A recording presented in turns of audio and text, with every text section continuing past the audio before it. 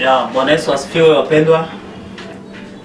Ni mara nyingine tena tumekutana kwenye kipindi chetu tena cha kuhabarishana neno la Mungu. Ni muda mrefu tumepotezana, lakini ilikuwa ni sababu za kiufundi, lakini sasa hivi tena tumerudi tena. Na sasa hivi kipindi chetu tena kimerushwa na kudhaminiwa na Mheshimiwa BKN Fernando ambao ameenda kutudhamini tena katika siku ya leo Jumapili ya tarehe 22 mwezi wa 3 mwaka 2020. Na hisi watu wengi wananijua kwa majina, anaitwa Washington Martin Bikana. Naishi Canada na mimi ni mwinjilisti na mpenda Kristo, ni kijana niliyookoka, na tunazidi kupambana kwa jina la Yesu mpaka tunasimama hapa. Na leo sitakuwa mzungumzaji sana kwa sababu wengi wamezoea sana kuniona nikizungumza katika vipindi vingine, lakini leo nina mgeni ambao ni kaka yetu au ni ndugu katika imani ambao alikuja kututembelea katika siku ya leo, ambao wengi wanamtambua, lakini kwa wengine ambao sio mtambua leo mtaenda kumuona, ambao ndugu huyo aliona si vema sana kusikia kaka, kila siku waga na kuona upo online unalitangaza neno la Mungu, lakini leo na mimi nilitaka tuje tushare ile neno kwa pamoja. Na akasema sawa, lakini tulikuwa tumepanga taratibu za kuja kukutana. Na leo tukaona Jumapili ya tarehe 22 ya mwezi wa 3 ni siku nzuri sana. Kwa hiyo sitachukua muda mkubwa sana na sitakuwa mwongeaji mkubwa sana katika kipindi chetu cha leo. Nitakuomba ututegee sikio kwa dakika 10 tu, ambao kwa mambo ambayo tunaenda kusaidiana, kwa sababu mimi sijui Biblia la yeye ajui Biblia, lakini kwa kile kidogo anachokijua na wewe unataka kukijua.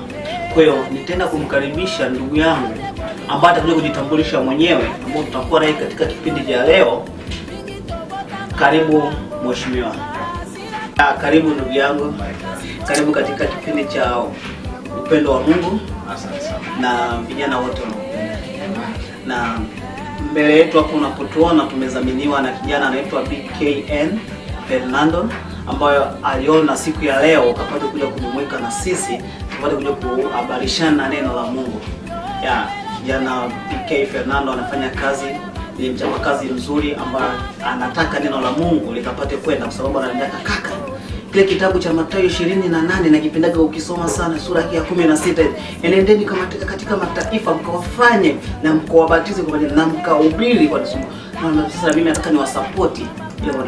Kwa hiyo karibu, jisikie huru sana. Karibu ndugu. Okay. Karibu yetu bishakuwa na mgeni wetu katika nyumba yetu, na ndugu yetu atajitambulisha na naweza anaweza akaanza hata kwa maombi kabla hatujaendelea, hatujajua nini ambacho tunaenda kutuulisha leo. Karibu mheshimiwa kwa maombi kabla tuanze kipindi chetu. Ninakushukuru, ninakuabudu Mungu wako kwa tawala na mamlaka jina la Yesu. Tazama na wako wamekwenda kukusanyika katika maeneo haya. Tunahitaji utangulie. Yaweza kujina kwa mapenzi yako Yesu, kwa nafasi yako Yesu, ni kama na kwa neema. Amen. Sasa karibu mpendwa. Asante. Karibu katika kipindi cha tujifunze Biblia. Na nesi ni muda mrefu sana nilikuwa nakuandikia, lakini leo umekubali wito na ukasema ni heri uje kwangu leo tuje tufundishane Bible study. Na nitakuomba ujitambulishe mbele ya watu wakujue ni nani, unaitwa nani, unaishi wapi na unafanya nini na kazi yako nini katika kazi ya Bwana. Karibu ndugu. Ndio. Jina la Bwana lipo sifa kwa ndugu wasikilizaji. Kama ambavyo kiongozi wangu amekwenda nyote mmekwenda kusikia. Kwa majina naitwa Bwisengo kwa wasionifahamu. Na katika huduma tu mimi ni mshiriki wa kawaida katika kanisa la All Nations Open Door Church. Asante sana. Okay, asante sana. Mungu akubariki. Kwa watu wote wanaotutazama, anaitwa ndugu Bwisengo Mboko. Ni mshiriki katika kanisa la All National Church. All Nations Open Door Church. All National Open Door Church. Ndo anashiriki ndugu. na tumekuwa na faraja sana kumpokea kijana huyo kuja tuje tufundishane. Kwa hiyo ndugu, karibu, jisikie uko nyumbani, jisikie upo open door touch. Ujisikie huko. Kwa hiyo sijui ndugu, leo sababu naona kabisa umevimba una makele yanabubujika, neno la Mungu linabubujika kwa sababu nipo ndani ya Yesu. Ushawahi kusikia kwa nyumba? Nilishakuwa. Sasa nasikia kama vile neno linapokuona, nasikia kama neno fulani linataka kuja kulipokea. Kwa hiyo sijui ndugu, leo umetuandalia nini? Kwa hiyo na umewaandalia wasikilizaji wetu nini ambao wanaenda kutufuatilia kwa dakika 10 au 15 hizi ambao tumeenda kutuchukua sasa hivi. Na karibu. Kama ndugu ambavyo amekwisha kusema, kwanza nitangulize tu kusema shukrani kwa mwaliko ambao nimeweza kupata kuja kuzungumza. Na lengo na shabaha, tunayo Bible study ambao tunaifanya kila siku ya pili, ya 5, ya 6 na siku ya Mungu mida za jioni kuanzia saa 4. Na kwa sasa tunakwenda kujifunza kitabu cha Ufunuo. Lakini pamoja na hivyo kuna maswali mengi sana ya watu tunakwenda kuyapata nje ya Bible study na hata ndani ya Bible study ya kuwa mbona kitabu cha Ufunuo ni kitabu kigumu, wengine unakisikia woga. Sasa hapa tunakwenda kutoa tu muhtasari ya namna gani uwezavyo kufanya ili uweze kukifasiri na kukielewa kitabu cha Ufunuo kwa haraka. Kwa hiyo wasikilizaji, tumemsikia ndugu yetu Bwisengo alivyosema kuwa wana kipindi kinaitwa Bible study. Wao wanashiriki kwa wale wa Uingereza Tuesday, Friday, Saturday na Sunday ni Bible study ambao wanajifunza. Ni vijana ambao wamejikusanya wanajifunza. Wanaanza na mida ya saa 4 usiku, wanachukua dakika 30 ndio wanampa Mungu wao, dakika 30. Kwa hiyo wanajifunza kitabu cha Ufunuo. Ndugu, na mimi nitajiungaje katika kundi lenu hilo, kwa sababu naona kama ni kundi nzuri sana na mimi ninapenda hilo sana, kwa sababu ninapenda na mimi kujifunza kitabu cha Ufunuo. Kwa hiyo nitajiungaje katika kundi lenu? Nitafanyaje kuwa member wa hiyo Bible study yenu? Bila shaka kwa yeyote anayependa kujiunga, kwa anayemfahamu ndugu Washington, anaweza akawasiliana naye, atataja namba zake, na au anaweza akamsearch kwenye Facebook, anaweza akapewa utaratibu wa namna gani wa kufanya ili aweze kujiunga pamoja nasi. Haijalishi uko maeneo gani, kwa sababu ni mambo tunayofanya kwa njia ya mitandao, kwa njia ya WhatsApp au kwa njia ya online, pia kwenye Google, so ni rahisi pia. Ndugu mtazamaji unaotuangalia ukiwa sehemu yoyote ile. Kwa hiyo ndugu amesema ukihitaji kujiunga na Bible study ambao ni vijana wapo mataifa mbalimbali, haijalishi upo sehemu gani, haijalishi upo mkoa gani, haijalishi upo nchi gani, lakini wamesema wanahitaji na wewe uje ujumuike nao. Na ili utaki kujumuika nao, nitafute kwenye Facebook yangu ambayo inaitwa Martin James Bikana, ni inbox, nitakupa details zote za Bible study ya ndugu Bwisengo ambao anaenda sasa hivi kwenda kutufafanulia kitabu cha Ufunuo. Ndugu, sijui kabla ya kuingia katika ufafanuzi wa kitabu cha Ufunuo, utawaambiaje wasikilizaji ambao wanatusikiliza kwa muda na wakati huo wametenga sikio lao kwa dakika 15 kutusikiliza? Niseme tu kwa yeyote yule ambaye amekwenda kutoa nafasi hii ili kujisikiliza neno hili, hajaupoteza muda wake, lakini Mungu ana lengo na shabaha. Na bila shaka nina uhakika ya kuwa labda umekuja bure, lakini utarudi bure, utarudi na kitu na utarudi na uelewa wakimuda na hata pia wakimuda. Jamani, mimi naipenda sana na napenda sana kujifunza. Napenda sana kujifunza kwa sababu nina mwalimu wangu anaitwa Simon Patilo, yupo pale Dodoma. Na kuna mwingine mwalimu wangu anaitwa Isabeli, yupo Kampala, Uganda. Oda ananiambia, kijana, ukitaka kujua mengi jifunze. Kwa ndio maana nikasema leo, kwa sababu na mimi ninahitaji kujua kitabu cha Ufunuo, nikasema hapana, nisiwe mchoyo. Kwa nini nikae peke yangu nikae tu na kitabu cha Ufunuo? Wengine wapo mataifa, wapo nao wanatamani kukijua kitabu cha Ufunuo. Ndio maana nikawa nimekualika. Jamani, karibu ndugu, na kwa upendo wako na kuwapenda mataifa ukasema acha nije ni share hiki kitabu cha Ufunuo. Nimependa sana. Na Mungu akubariki uzidi kuwa na moyo wewe ili mataifa ulicho nacho wewe watu wengine waone. Sababu mitume tukirudi kwenye habari za mitume wangebaki walichokipokea kwa Yesu. Ulijifunza na wewe. Na wewe ulifundishwa au ilishuka kutoka mbinguni, ni karama iliyoshuka kutoka mbinguni. Nami pia nilifunzwa. Na wewe unataka kuwafunza wengine. Kwa hiyo sio mtu. Kwa sababu mitume na wao wangebaki na yale ambayo waliyopokea kwa Kristo, usingekuwepo na usingelijua. Kwa hiyo ukaona kama ni jambo zuri sana ambalo unaenda kulifanya ili ukapate kuwapa wale watu wengine. Mungu akubariki sana. Na hisi mtazamaji, leo utaenda kujua kama ulikuwa na ugumu wowote ule kuhusiana na kitabu cha Ufunuo. Tuna ndugu ambao anaitwa Busengo. Ataenda kufafanulia kitabu cha Ufunuo. Na ukitaka muendelezo zaidi utatufuata kwa sababu jina langu linapita hapo kwa chini hapo, Martin James Bikana. Na kwenye channel ya YouTube ututafute kwenye BKN Fernando. Na Instagram ni jina hilo hilo BK Fernando, kwa sababu ndo mdhamini wetu, ndo anasababisha haya yote ya kujie. Kwa hiyo tutakuomba, tunaomba utusupport. Tunaomba usapoti neno la Mungu. Vijana mwenzangu, baba, dada, shangazi, mjomba, popote pale uliopo, tuma message. Nini tukifanya? Nini tuendelee kukifanya? Asabila tusiwe waongezaji sana, kwa sababu na mimi natamani sana kujua hiki kilichopo hapa. Na hisi kaka Simon na Bill Isa wapo makini. Da Marie, Da Divine, Mama Giovano, Da Sarah, Da Faila, Da Luis, Brother Thierry, USA ameniandikia message hapa ati brother, sasa hivi nipo makini na nataka hiyo kipindi nikisikilize. Kwa hiyo kaa na tumsikilize mwalimu wetu. Mwalimu, uwanja ni wako.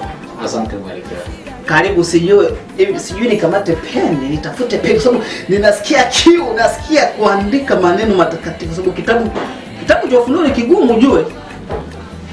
Katika vitabu na kiogopa sana na kitabu cha Ufunuo, lakini nasi kwako leo nitaenda ukiona ni kirahisi kwangu. Nisikupe kazi sana ya kuandika. Okay. Ila ukihitaji kupata kuna shida, nitayatuma kwenye email yako, kwenye Facebook yako na moja kwa moja. Asante sana. Na wewe ukitaka kupata offer niliyoipata, ni test tu online, ni test tu kwenye nikwambia kwa chini tu hapo utaangalia Martin James Bikana, au unaenda kwenye Instagram BK Fernando. Waandike tu na wenda kutumia atakacholitumia na mimi nitakutumia, kwa sababu alikitoa kwa moyo safi na mimi nitakitoa kwa moyo safi. Karibu mheshimiwa. Asante. Ndio, jina la Bwana lipewe sifa. Amen. Kama ndugu walivyosema, kwa majina naitwa Buhise Ngomboko. Na naendelea pia tu kutoa shukrani kwa mwaliko huu, kwa sababu sio rahisi. Asante. Na siamini kama wote ambao wanakwenda kunisikiliza ni mataifa, kwa sababu hapo pia ambao wameokoka, lakini pamoja na kusema kwa umeokoka ni vizuri kujifunza, kwa sababu hekima, maarifa yanatokana pia na katika kujifunza. Na leo nataka tu nitoa muhtasari wa mpangilio namna gani kitabu cha Ufunuo kinavyokwenda kupangiliwa, kwa sababu ni kati ya vitabu Biblia na vitabu vingine, lakini kitabu cha Ufunuo ni kati ya vitabu ambavyo vinaogopwa sana na kati ya vitabu ambavyo havihubiriwi sana makanisani. Kitabu cha Ufunuo pia kina. So leo nataka nitoe tu mwangaza ni namna gani tufanye ili tuweze kukielewa kitabu cha Ufunuo. Kwanza leo nakwenda kutoa tu mwangaza ni nini kifanyike ili watu angalau waweze kupata urahisi wa kitabu cha Ufunuo. Na jina pekee la kitabu hiki kinaitwa Ufunuo. Neno ufunuo linaweza likakupa mwangaza ni yapi yanakwenda kuzungumziwa katika kitabu chenyewe. Ufunuo kinaitwa ufunuo kwa sababu ndani kuna mambo ambayo labda bila kitabu hiki yasingeweza kufunuka, yasingeweza kuonekana, yasingeweza kujulikana. Na mwandishi wa kitabu cha Ufunuo tunaamini ya kuwa ni Yohana, yule aliyekuwa ni mwanafunzi wa Yesu, ingawa katika Biblia kuna Yohana wengi. Na kitabu cha Ufunuo ni kitabu ambacho kina sura 22. Na kati ya hizo sura 22 ili uweze kukielewa kabisa ni kufata nyakati alizokwenda kuambiwa ndugu Yohana. Ukisoma Ufunuo 1:19, Yohana anaambiwa aandike mambo ya nyakati tatu. Anaambiwa aandike yale aliyoyaona, andike yale yaliyopo, na andike yale yatakayokuja. Ukielewa hayo mambo matatu, basi moja kwa moja kitabu cha Ufunuo kitakwenda kuwa rahisi sana kwako. Mambo aliyoyaona katika Ufunuo, aliona nini? Hakuona kingine, alimuona Yesu. Kwenye Ufunuo sura ya kwanza 10 ukiteremka, utakwenda ukaona namna gani alivyokwenda kumuona mzee wa siku ambaye tunaamini ni Kristo, kutokana na namna gani anavyokwenda kuzungumza. Mambo yaliyopaya kuwa mengine, lakini ni habari za yale makanisa saba yaliyokuwa Asia ndogo. Na mambo yatakayokuja si mengine, lakini ni mambo yatakayotokea baada ya kanisa kunyakuliwa. Kwa ufupi, ili uweze kukielewa kitabu cha Ufunuo kwa uharaka, kwa namna kilivyo na sura 22. Sura ya kwanza ya kitabu cha Ufunuo ni sura ya utangulizi wa kitabu chenyewe. Na kuanzia hiyo sura ya kwanza hadi kwenye sura ya 3 ni mambo yanayotokea kipindi sisi kanisa chumvi ya ulimwengu haijanyakuliwa. Lakini kuanzia Ufunuo sura ya 4 hadi Ufunuo sura ya 22, hayo ni mambo yatakayotokea baada ya kanisa kunyakuliwa.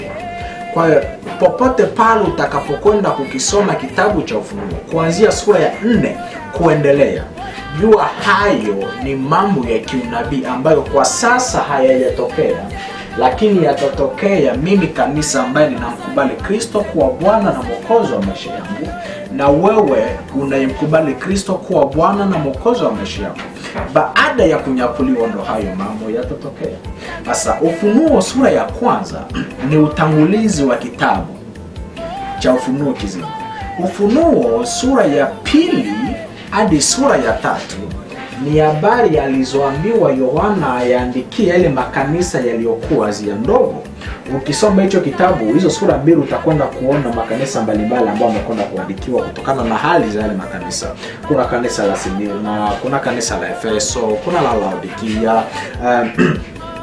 makanisa 7. Na Ufunuo sura ya 4 hadi sura ya 5 ni mambo ni sura ambazo zinahusu kunyakuliwa kwa kanisa. Na Ufunuo sura ya 6 hadi sura ya 19 pia ina mambo yake ambayo yanakwenda kuzungumziwa katika hizo sura. Kuanzia Ufunuo 6 hadi 19 zinafunua kufunuliwa kwa mpinga Kristo.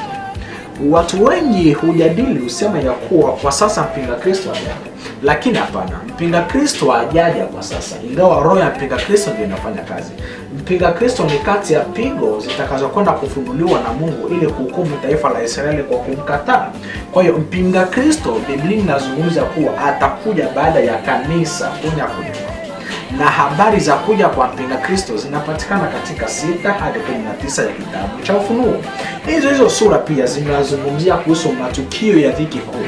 Kuanzia sura ya 6 utakwenda kuona namna gani Mungu atakavyokwenda kutoa dhiki kuu kwa mataifa, kwa taifa la Israeli kwa kumkataa, kama Yohana anavyosema 1:11 ya kuwa alikuja kwa walio wake na walio wake wakamkataa. Sasa kama ghadhabu ya kumkataa, kuna dhiki kuu ambazo, kuna pigo ambazo Mungu atakwenda kuzitoa na zinapatikana katika Ufunuo. Kwenye Ufunuo hapo hizo pigo utakwenda kuona vitasa 7, baragumu 7, mihuri 7. Sio mihuri ama vitasa tunavyojua vya kawaida, lakini ni pigo ambazo Mungu atakwenda kuzimimina kwa taifa la Israeli pamoja na wale watakaobaki baada ya kanisa kunyakuliwa. Pia huyo Ufunuo, hizo sura 6 tu hadi 19 inazungumzia kuhusu kuja kwa Yesu kwa mara ya pili. Tunajua kwa mara ya kwanza ndo pale alipokuja akazaliwa, akakanyaga katika ardhi. Huko ni mara ya kwanza.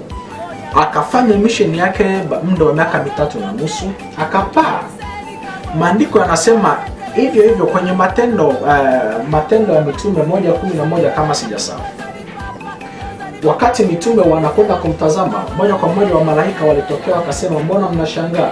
mlivyomuona hivyo ndivyo atakavyorudi. Kwa hiyo tuna matumaini ya kuwa Yesu atakwenda kurudi tena kwa mara ya pili, kama Wathesalonike wa pili 4:16 anavyotuelezea. Kwa hiyo tuna matumaini ya mwana wa Adamu kuja kwa mara ya pili. Na itakuwaje ili aje kwa mara ya pili? Kipindi atakapokuja, atakuja kulinyakua kanisa. Huko hakujawa kuja kwa mara ya pili. Baada ya yeye kunyakua kanisa, tutakuwa pale mawinguni, pale wani kumlaki. Biblia inatuambia kuwa kuna shughuli tutakazokwenda kuzifanya. Shughuli ya kwanza, tutakwenda kupita pia katika hukumu, na hapo hatutahukumiwa kutokana na mabaya, lakini kutokana na mema tuliyofanya. Baada ya hiyo hukumu, kuna taji ambayo tutakwenda kugawiwa. Baada ya hizo taji, tutakuja kuteremka moja kwa moja. Huko ndiko kunakoitwa kuja kwa Yesu kwa mara ya pili. Kunaitwa kwa mara ya pili kwa sababu atakanyaga tena ardhi wakati atakapokuja kudumisha amani, atakapokuja kusimika ufalme wake wa miaka 1000, atakapokuja kustisha vile vita vya Harmagedonia vya ulimwengu. Pia hizo sura 6 hadi 19 zinazungumzia kuhusu kukamatwa na kutupwa kwa mnyama na nabii wa uongo katika lile ziwa liwakalo moto, kwa sababu baada ya kanisa kunyakuliwa, mpinga Kristo na nabii wa uongo watakwenda kujitokeza. Kama nilivyosema, mpinga Kristo ni mtu atakayehusika na serikali, na nabii wa uongo ni mtu atakayekwenda kuhusika na dini. Hasa kipindi, kwa sababu watatesa watu sana. Hasa kipindi cha mwana wa Adamu atakavyokuja mara ya pili, basi watakwenda kushikwa na kuweza kutupwa kwenye lile ziwa la moto. Hizo habari zinapatikana kwa hizo sura. Pia hizo sura kunapatikana kuhusu kujipanga kwa wanyama na majeshi yao kupigana na Kristo na bibi harusi kwenye vita vya Armagedonia. Kipindi cha mwana wa Adamu atakavyokuja, shetani, nabii wa uongo, utatu usiokuwa mtakatifu, shetani, nabii wa uongo na mpinga Kristo watapenda kujipanga ili kwenda kupigana na yule anayekuja kuokoa, ambaye ni Kristo mwenyewe. Lakini maandiko yanasema ya kuwa watakwenda kuuawa kwa neno litakalotoka kinywani mwa Kristo, ama kwa upanga utakaokwenda kutoka kinywani mwake. So hayo ni mambo yanayozungumziwa katika 6 ya Ufunuo hadi 19 ya Ufunuo. Kuna baki sura 2. Sura ya 20 hadi sura ya 22 pia ina mambo yake ambayo anakwenda kuzungumziwa. Sura hizo mbili zinazungumzia kuhusu kufungwa kwa shetani ile miaka 1000. Zinazungumzia kuhusu ufufuo wa kwanza, kwa sababu kuna ufufuo wa asili wa kwanza. Ufufuo wa asili ni wa kanisa. Kipindi cha mwana wa Adamu atakapokuja na kusimama mawinguni, atakwenda kunyakua kwanza kanisa. Huo sio wa kwanza, na unaitwa siri kwa sababu hakuna nabii yeyote yule katika neno la kale aliyeweza kufunuliwa kuhusu kufufuliwa kwa kanisa. Akina Danieli ni manabii wakubwa, walitabiri tu kuhusu kuja kwa Yesu kwa mara ya pili. Walitabiri habari ya dhiki kuu, lakini hawakutabiri kuhusu kunyakuliwa kwa kanisa. Hiyo ndio maana kunaitwa kwa siri. Pia 20 hadi 22 kunazungumzia kuhusu kufungwa kwa shetani, mwisho wa ufalme wa Masihi wa miaka 1000. Pia kuna ufufuo wa pili, kuna kutupwa kwa ovu katika lile ziwa la moto, mbingu mpya na nchi mpya inazungumziwa, na pia kwenye hali za umilele. Kwa hiyo kwa ufupi, ukitaka kukielewa kitabu cha Ufunuo kwa haraka sana, ni vizuri uweze kuelewa huu mpangilio wake ambao nimekwenda kusema. Kwa kuconclude, kwa kuhitimisha, nimesema Ufunuo ni kitabu ambacho kina sura 22. Na ili ukielewe, lazima uelewe sura ya kwanza hadi sura ya 3 ni mambo yanayotokea kipindi kanisa lingali hapa. Kwa kuenda ndani sana, sura ya kwanza ni utangulizi wa kitabu. Sura ya pili hadi sura ya 3 ni habari za yale habari jumbe kwa yale makanisa 7 yaliyokuwa Asia ndogo, na 6 hadi kwenye 19 zinahusu kufunuliwa kwa mpinga Kristo, matukio ya dhiki kuu, kuja kwa Yesu kwa mara ya pili, kukamatwa kwa yule mnyama na nabii wa uongo na kutupa katika lile ziwa la moto, kujipanga kwa wanyama ili kuja kupigana na Kristo kama vita vya Harmagedonia. Na sura ya 20 hadi 22 zinazungumzia kuhusu kufungwa kwa shetani ile miaka 1000, ufufuo wa kwanza, kufunguliwa kwa shetani, mwisho wa ufalme wa Masihi wa miaka 1000, ufufuo wa pili, kutupwa kwa uovu katika lile ziwa liwakalo moto, pia mbingu mpya na nchi mpya na hali za milele. Na mimi kwa uelewa huu utajua namna utapata picha fulani ya kukifasiri kitabu cha Ufunuo. Asante. Asante sana mtumishi kwa kwenda kutufafanulia utangulizi mzuri sana wa kitabu cha Ufunuo. Na kwa kuwa muda wetu ni mdogo, lakini nitakuomba siku nyingine utakapopata mwaliko kama huu ukapata kule kushiriki. Lakini kuna jambo ambalo nimeweka akilini mwangu ambalo sitalisahau pale uliponiambia mna kundi la mnasoma Bible study. Na ukasema mnahitaji watu wote wale kwa kujiunga. Na mimi nahitaji kujifunza. Kwa hiyo kujiunga ni bure ama kuna? Ni Bible study. Tunafundisha bure. Ndugu watazamaji, naona masomo ni mazuri na muda wetu ni mchache, lakini ukiwa na comment yoyote ile, ukiwa na pendekezo yoyote ile, Twin Box, jina linapita hapo chini ya screen yako, Martin James Bikana. Usisahau kusubscribe, kushare, kulike na kucomment kwenye TV ya BK Fernando Martin ili uzidi kupata video zingine kila siku na uzidi kupata mafundisho mengine. Na usiwe na shida, usiwe na wasiwasi, mimi nitajiungaje. Jina linapita hapo, Martin James Bikana. Nitafute inbox, nitakuunganisha na kikundi cha wana Bible study na wewe utafaidi kwa haya mambo. Ndugu, una kitu chochote kile cha kuambia watazamaji? Sina, ila ni kutoa tu shukrani kwa muda wenu. Okay, asanteni sana na Mungu awabariki. Amen. Tu watangazaji.